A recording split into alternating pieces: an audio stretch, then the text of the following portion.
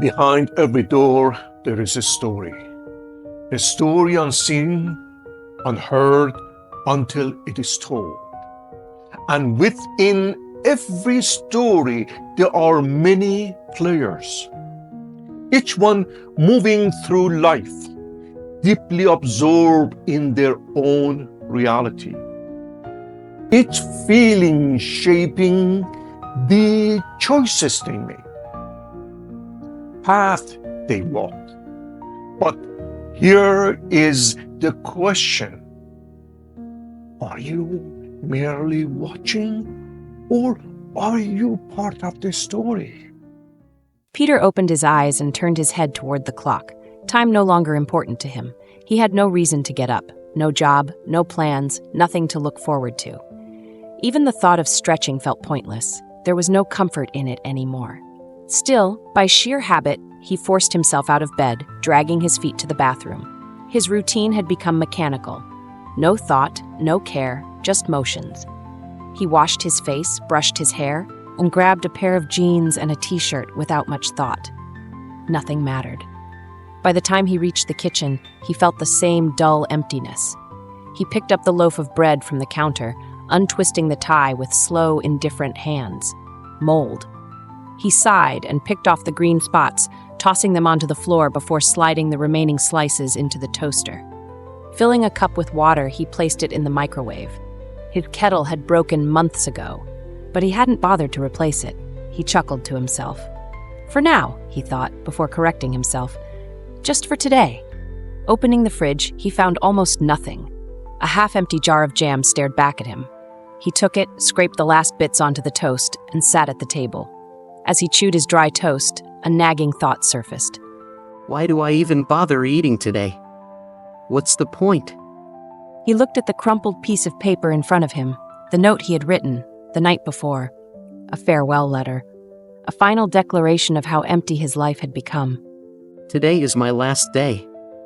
I have nothing left. No job, no family, no future. I have done everything I could to survive this miserable existence. But at some point, one must decide whether to keep going or simply stop. Peter stared at the words. He had no answers, no second thoughts. It was just a fact. He had reached his limit. He grabbed his jacket, shoved the note into his pocket, and left the apartment. He didn't even lock the door. Nothing to steal. Nothing worth protecting.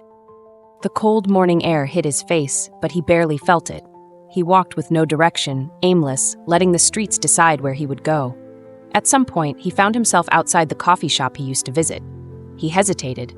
He hadn't been here in a while. There was no joy left in small rituals like this. But still, his feet carried him inside. Good morning, Kathy. He said out of habit, surprising himself with the sound of his own voice. Good morning, Peter. She knows my name? What'll it be today? He stared at the menu for longer than usual. What did it matter? My usual medium double-double and, I guess, a double-glazed chocolate donut. Lucky day. We've got a special, buy one, get the second free. Peter chuckled under his breath, knowing what he was thinking. Lucky day, my A. He stopped himself. He took his order and sat by the window, watching the world move outside. He used to enjoy this, but today he barely noticed the people walking past. Then something caught his eye. A man in a wheelchair struggled to open the door. Without thinking, Peter stood up and held the door open. The man looked up at him with bright blue eyes and smiled. Peter nodded and returned to his seat. He wasn't sure why he had helped, but it had happened automatically, like an old instinct kicking in. Moments later, the man rolled over to his table. Mind if I sit? Peter hesitated, then gestured to the empty chair. I'm Mike. They call me Peter. Mike took a sip of his coffee and studied Peter's face. You look like you're carrying a lot. That obvious, huh? I've seen that look before. Peter wasn't in the mood for small talk, but something about Mike's presence made him stay. Before he knew it, the words spilled out. After this coffee and donut, I'm giving up. I'm done. No reason to keep going.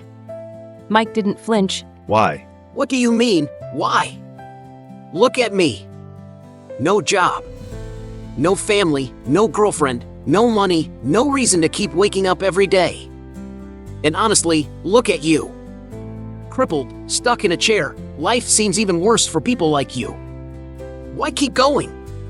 What did you do before? Construction. And now? Now? Nothing. Mike took another sip of his coffee. You know, I'm a writer. I've published a few books. Peter raised an eyebrow. A writer? How can you even write if you can barely hold a coffee cup? He regretted the words instantly, but Mike just laughed. Don't worry, people react that way all the time. But thanks to technology, I don't need my hands to write. What do you see when you look at me? What kind of question is that? Mike's gaze held steady. What do you see? Peter didn't know why he answered honestly. I see a man trapped in a chair, needing help for the simplest things. Someone who suffers constantly. Someone whose life is unfair. You become a prisoner of your limitations when you accept them as facts. Take care, Peter. Peter froze. Mike let the words sit in silence for a moment before he finished his coffee and rolled toward the door. And just like that, he was gone. Peter sat there staring at the second untouched donut on his napkin. You become a prisoner of your limitations when you accept them as facts.